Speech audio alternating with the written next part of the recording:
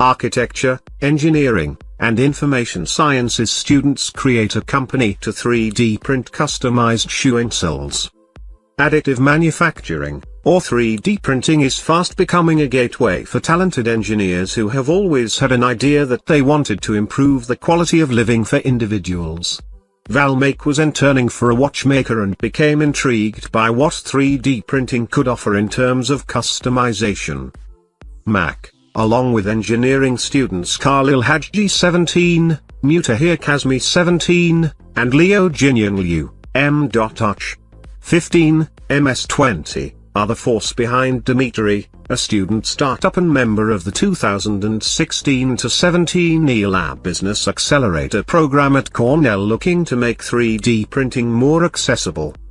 Mack, along with her teammates, are another group that has decided that waiting on the next wave of great ideas isn't the option. Like WIIVV and FEETZ, Mack's group landed on 3D printed insoles as the option for launching their startup.